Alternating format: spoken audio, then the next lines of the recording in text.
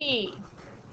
Entropy is another thermodynamic concept that last year you may have gotten a whole 30-minute lesson on if you were lucky, because that's probably how much your chemistry teacher had time to spend on.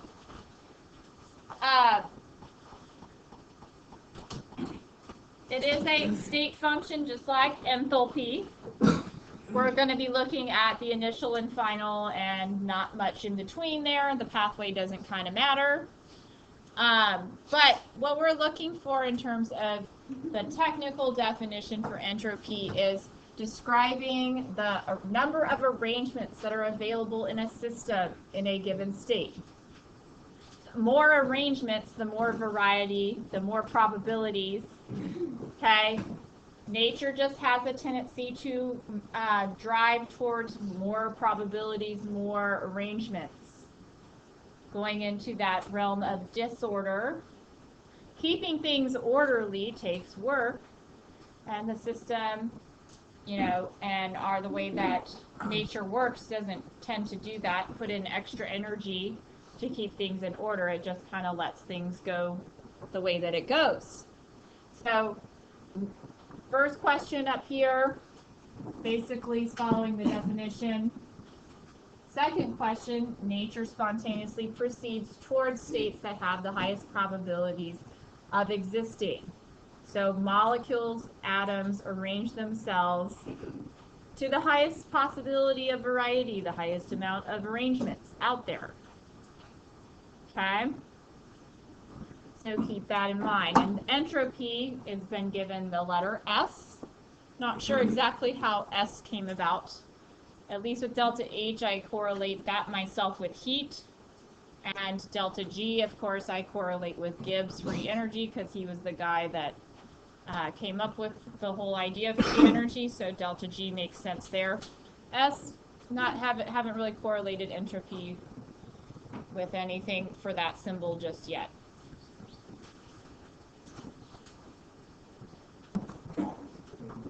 Okay, so now the words we normally use when we're talking about entropy: randomness, disorder, chaos, measure of what we see out there with the molecules, their randomness, disorder.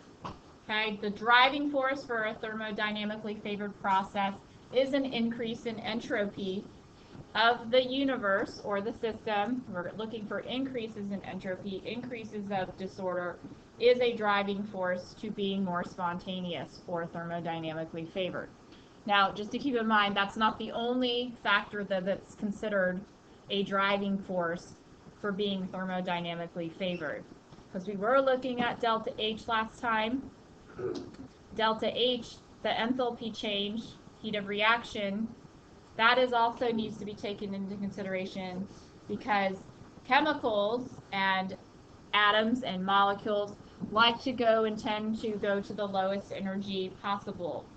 So exothermic reactions that start out with more energy and release some and go to a lower energy afterwards, because you know the PE diagrams.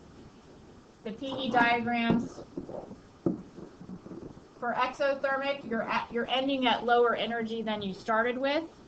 So anything that's exothermic is also considered more thermodynamically favored because of that relationship there.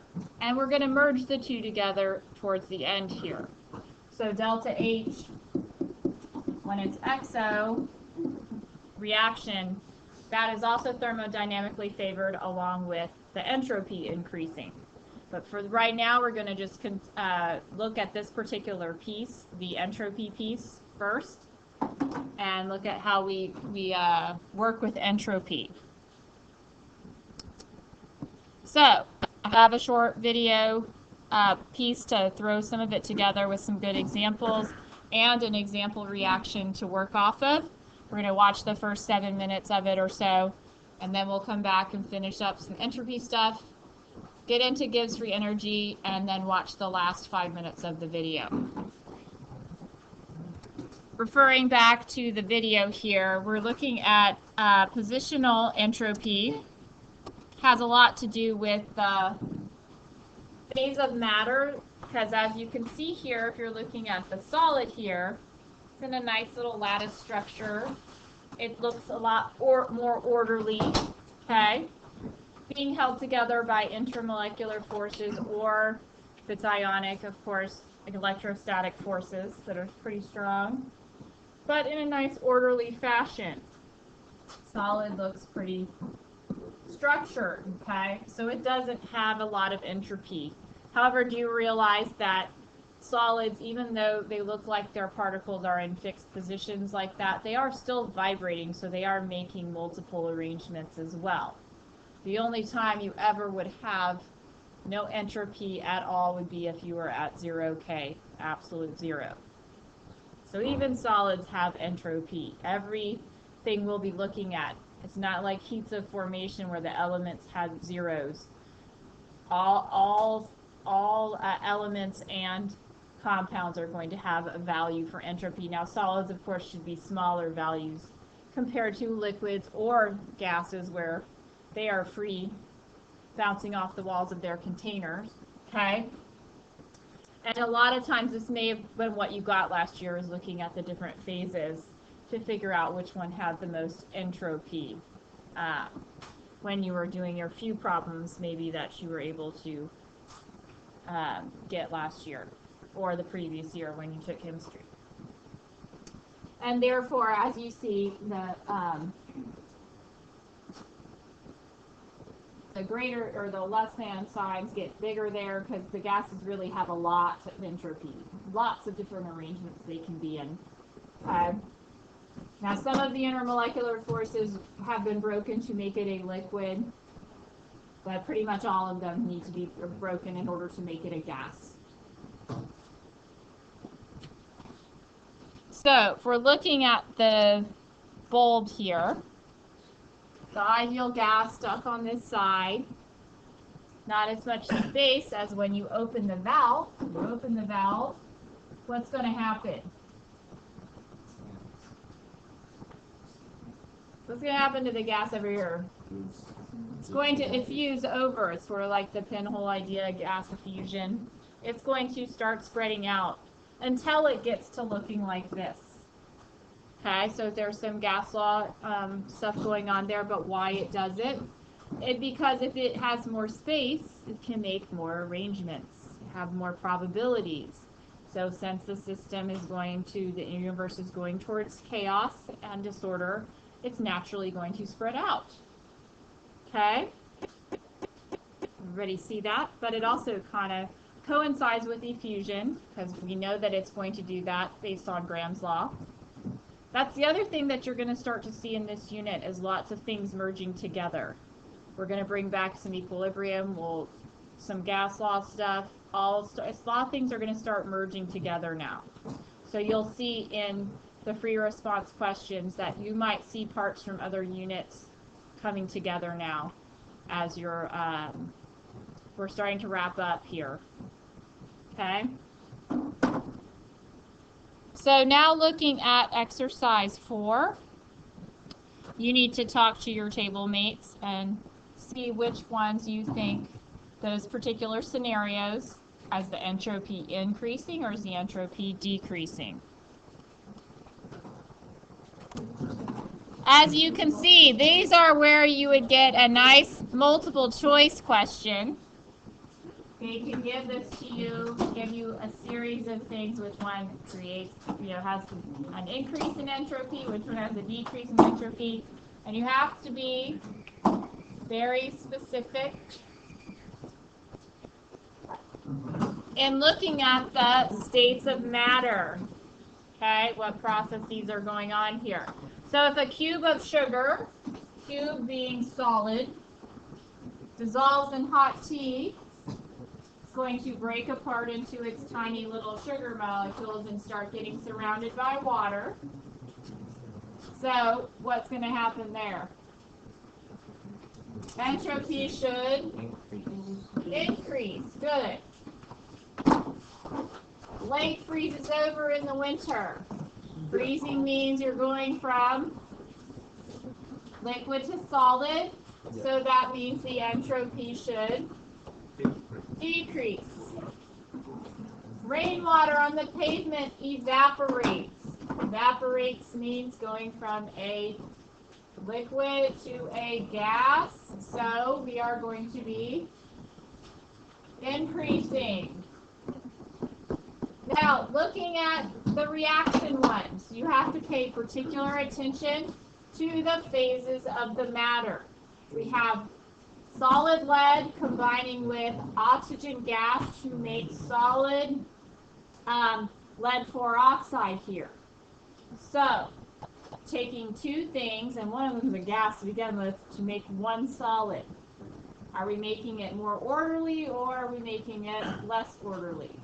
More orderly. More orderly, so your entropy decreases. On the next one, you do have to look at the fact that they are all gaseous phase here. But what do you pay particular attention to when they're all in the same phase? Number. Got to look at the numbers. This is a 1, 2, and a 1. So we really have 3 moles over here changing into 1 mole over here of gas. So your entropy is going to decrease. You're making less molecules, so therefore the disorder is going to decrease, less arrangements. On the last one, you have a solid breaking apart into water and splitting up into its ions. So you have what going on for entropy? It's increasing, yes, because these break apart and the water surround them, okay? And therefore you have more disorder, more arrangements going on. So now try the next one, some more predicting here. A few more examples, some of them easier, some you might have to think about. Make sure that you do so. Evaporation, of course, once again means going from a liquid to a gas. So when you go to a gaseous phase, you're going to be increasing your entropy. And we kind of went over freezing already. That is going the other way, liquid to solid. So your entropy would decrease. Now, compressing a gas. What would be the answer to that one? It is decrease. Why? Less space, so there's less arrangements, yes, for the particles to create or have probabilities of. So keep in mind, when you compress, yes, you're taking away some of their arrangements. Okay? Heating. Heating an ideal gas.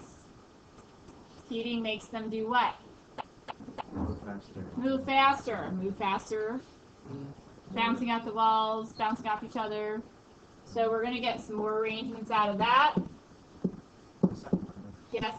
Is it possible, David brought up a point, like, is it possible to use the ideal gas law, like, equation to determine entropy? No, it's not really. Well, I mean, they do. Temperature is related to our spontaneity part, but it's not really necessarily related to the gas law equation. Okay?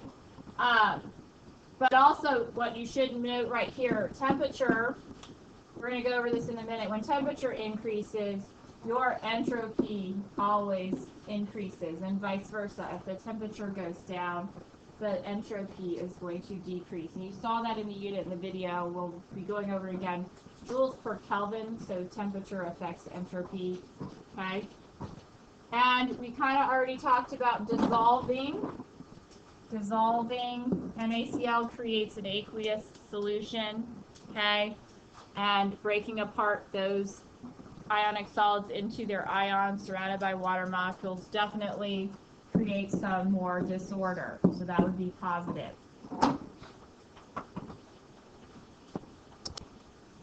Now, the second law, saw it already, but let's go. Any favored process is usually an increase in the entropy of the universe.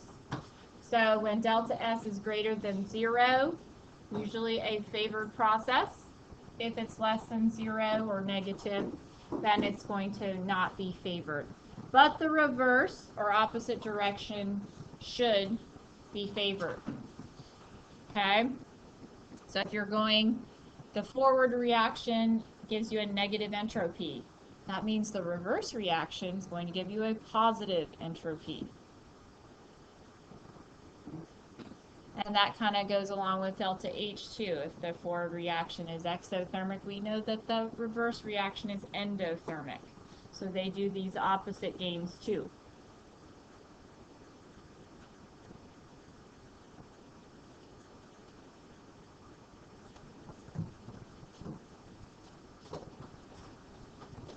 Standard entropy values. Has a little like degree symbol circle next to it, still talking about the same thing with enthalpy. Delta H, if it has that little circle, it's standard states. 1 atmosphere, 0 degrees, 298 K or 25 degrees Celsius, the standard state. And then 1 molar if we're talking about solutions here. So, same thing here as before with our delta H equation. It's products minus reactants with the sum times the moles of the products, the sum, the reactants times their entropy with the moles, okay? And you can get your change in entropy. Pretty simple, just like before. There's also going to be one that looks like this for delta G2. And that's why I said you have to really pay attention to the bond dissociation energy equation, because it's the only one that's reversed, where it's really like the bond energies of the reactants minus the bond energies of the products. Okay? All the other ones are products minus reactants, the other direction. Okay?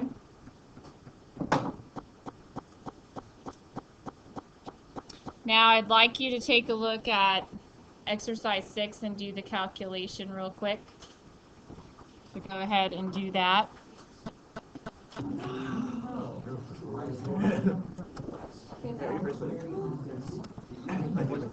Okay, so looking at this, when you calculate it, doing the products first, so 2 times 50 plus 1 times 131, that's your products, minusing your reactants here, 2 times the Na is 51, plus 2 times our 70 for our water. And you should have ended up with negative 11. Notice it's J over K. You do see joules here, and that's also was noted in the video, and this is where lots of students get tripped up on the calculation. When you have to calculate with delta H and delta S together, delta H is always in kilojoules. So you have to make sure you convert one to the other before trying to use them together in an equation. The other thing to note, yes, the K here, so the temperature is a factor as part of the unit here.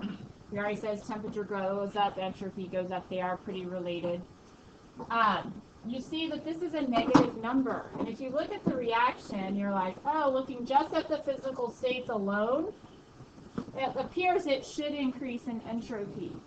Because a solid and a liquid going to aqueous and gas would seem to be something that would drive the entropy and make more disorder. But we also should consider in looking at the fact that over here we have 4 particles or 4 moles going to 3 moles here. So we are creating some order from that.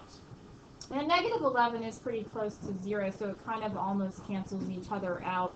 But apparently going from 4 moles to 3 moles was a little bit more of the factor here than whether or not the physical states were changing. Now, if they give you a set of numbers and you come out with a negative number, then you just declare the entropy is decreased or the entropy is down.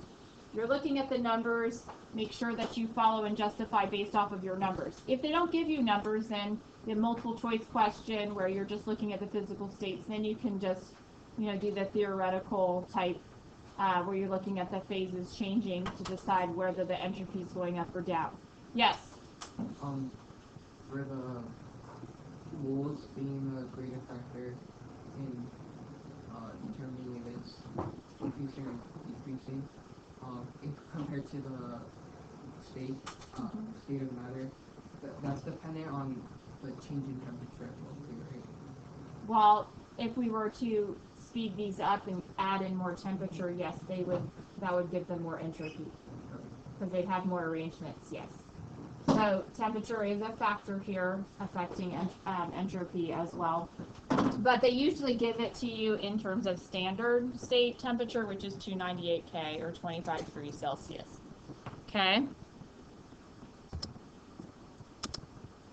All right, the third law of thermodynamics, real quick, pretty much a theoretical idea. Okay. All it states is that entropy of a perfect crystal at 0 K is 0. So that's the only time we get 0 for entropy on anything. And it would have to be a perfect crystal. And when we're talking about perfect crystal, like all orderly, like A over here. This is what we would consider a perfect crystal.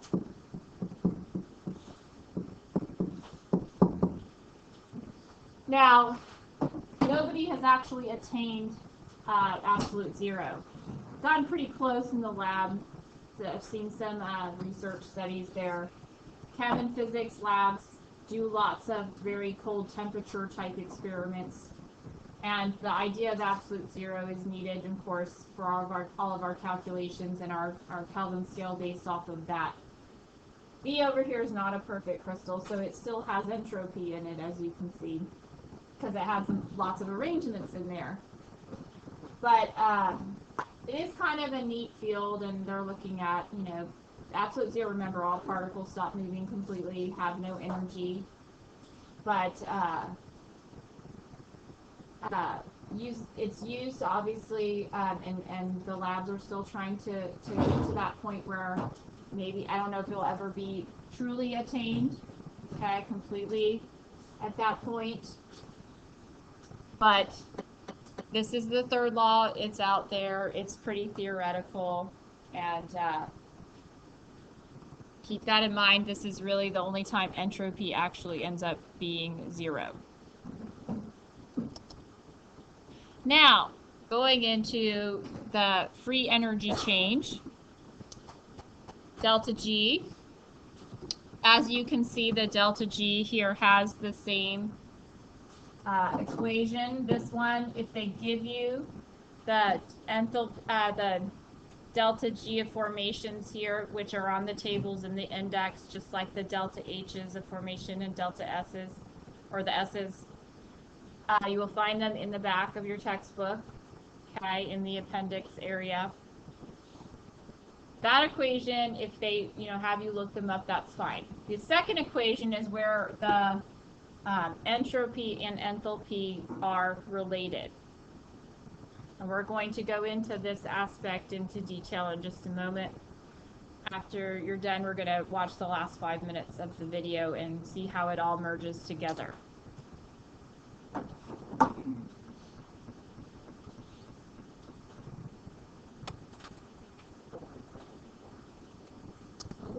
Okay, so recapping also what you saw in the video.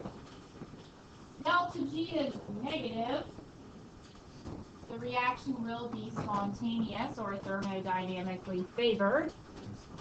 That's the better term to use. And that just means it will happen on its own. It doesn't require extra energy to get started.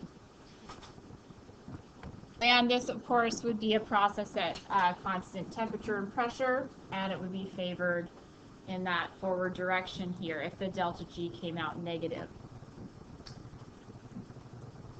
Now, as noted before, the delta G, if it were positive, then that just means that it is not favored, okay?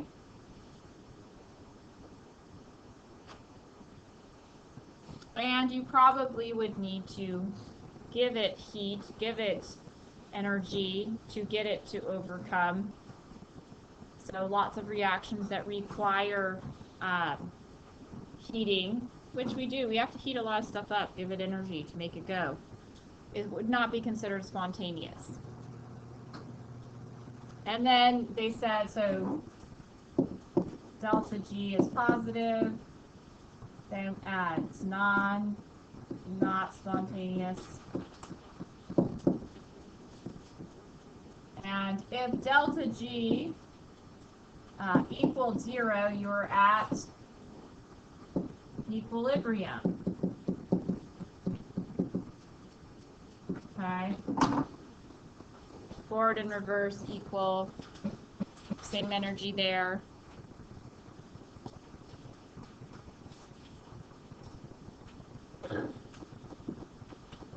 And yes, if you had, say, reactants going to products, and this way the forward, the delta G was negative, you should realize that the reverse then, the delta G is going to be positive.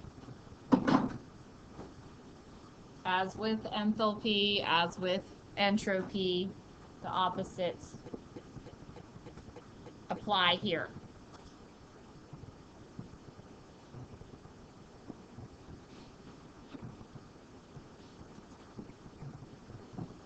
Okay, so now you're going to be looking at exercise 7.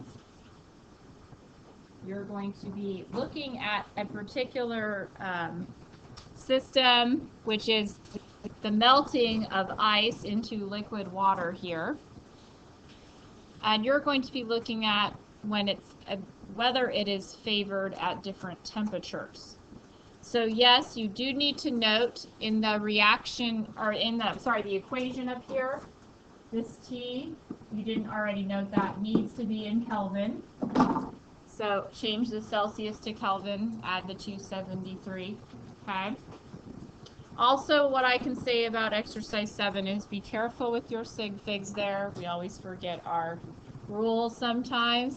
So when you're calculating that, you know, make sure that you follow the sig fig rules. We'll come back in a minute or two. Okay, so working this one, you will see here, you should already recognize, I mean, the delta H is positive anyways, but going from solid to liquid, you have to break intermolecular forces to do that. Breaking bonds requires energy, so this is an endothermic process to begin with. Okay, so you should have kind of made, you need to make some mental notes like that, or look at the delta H because it's positive value, so you would know that that is endothermic, so you know that the enthalpy is not the driving force here if it's going to be spontaneous.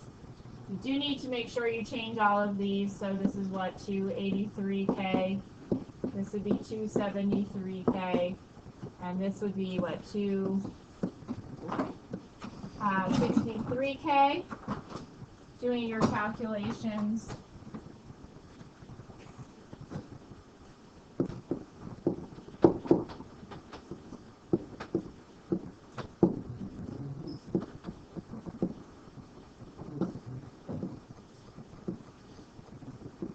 Minus there. There we go.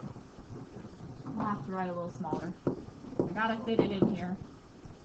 6030 minus 283 times 20. This delta G non-sig fig comes out to be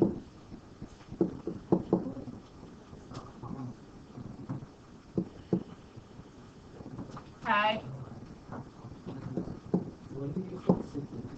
Now, what you need to, focus on when you're doing the sig figs here, realizing that this involves a subtraction. So you have to look at this guy, because if you multiply these, they both should have 3 sig figs or be counted as 3 sig figs.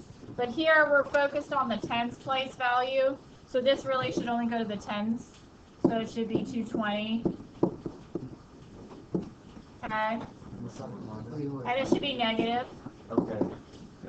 Should be negative, yes, you're correct. So this one would be spontaneous, thermodynamically favored. So thermo favored. Okay, and we know that if it's above the melting point, which is 0 degrees, it should start melting. Okay. Here, the delta G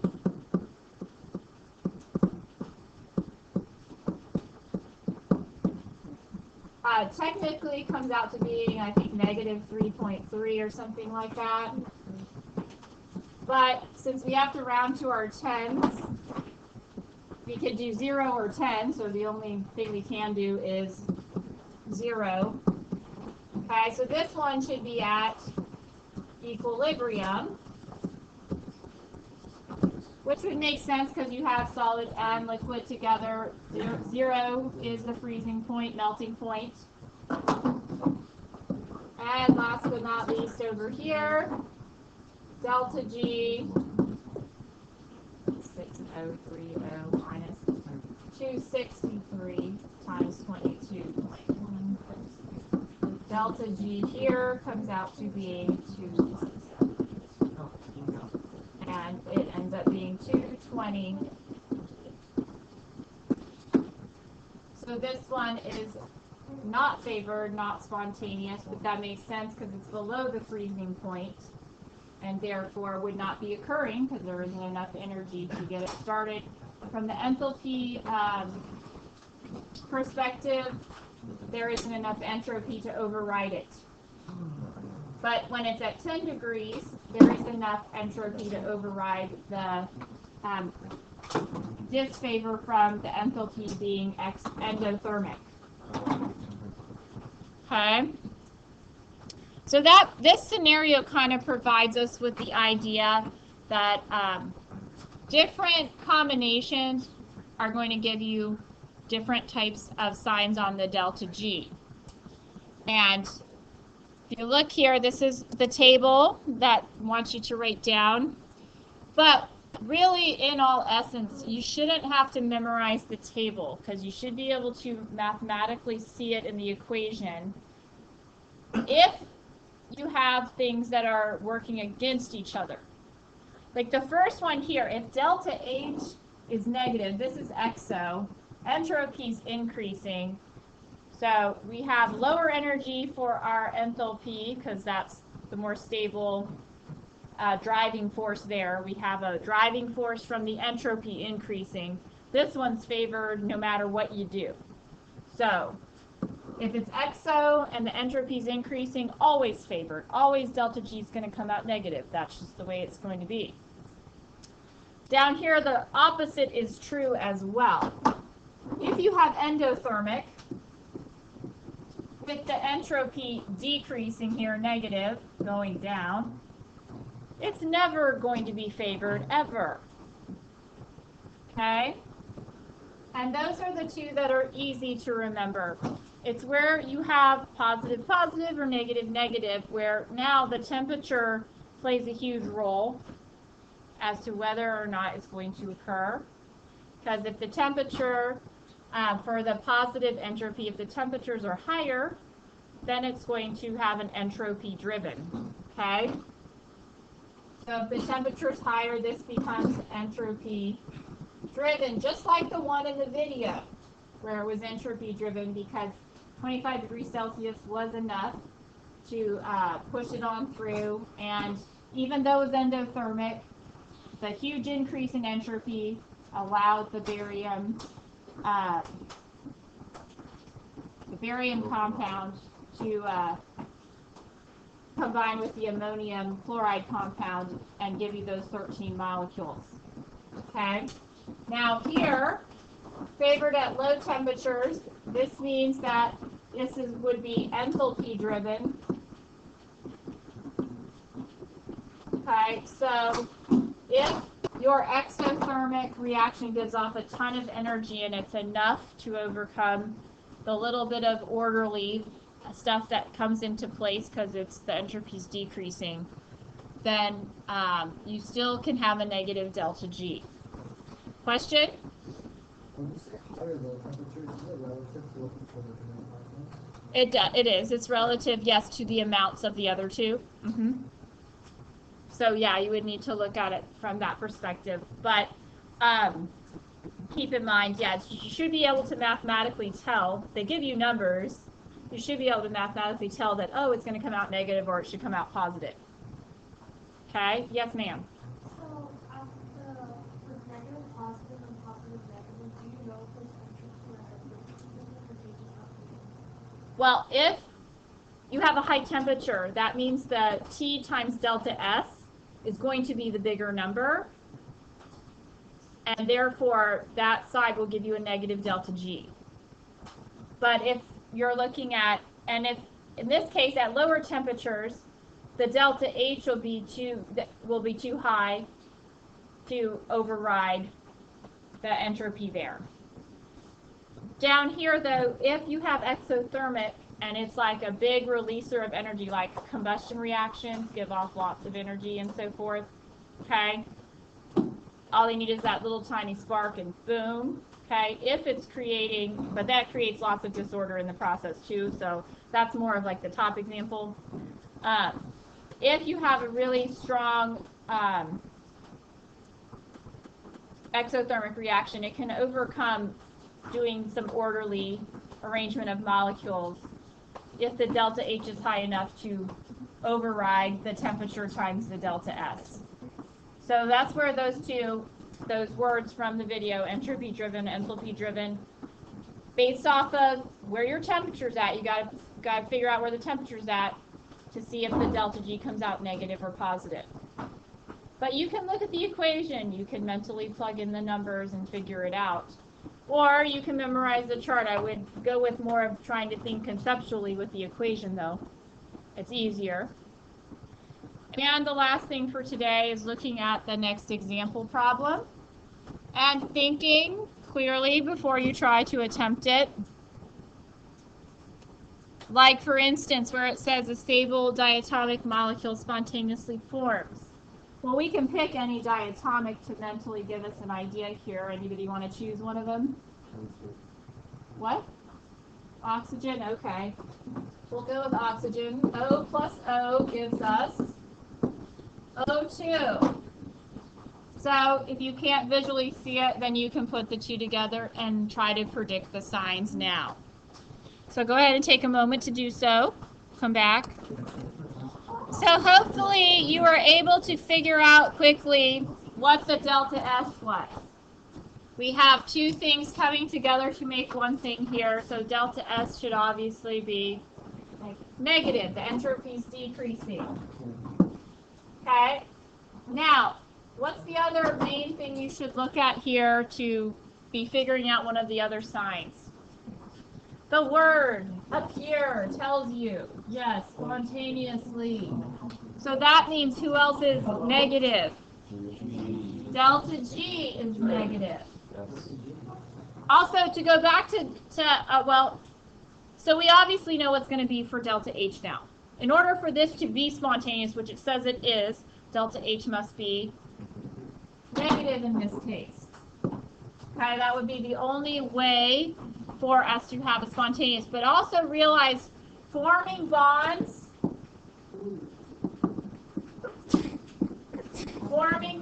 is always going to be exothermic. Breaking bonds is always endothermic. When you're doing a reaction, though, it's the net overall between the two that end up making the overall reaction go a certain way for endo or exo. But here we're just forming. There is no breaking happening. So we know this one's obviously going to be exothermic. And exothermic means delta H is going to be negative as well. Okay? So lots of different things here. The word spontaneous tells you delta G. That we know we're creating more orderly structure, so delta S is negative. And we also know delta H must be negative if delta G and delta S are negative together. The only driving force then, this would have to be enthalpy driven in order for the delta G to have come out negative at all. Yes? Forming bonds is always exo, releasing. You're creating more stable, lower energy that way. Bonds breaking, you have to give it energy to make it go from being a stable to an unstable state. So breaking bonds is always endo. Forming is... No, not necessarily, but in order to... When something's bonded, it's considered pretty stable.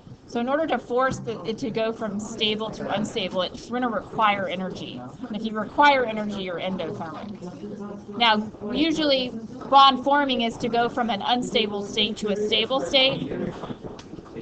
The unstable. I guess that was No, well, they just, that's a driving force. To become stable again is a driving force. So in that process, it releases energy. Okay? I hope it was.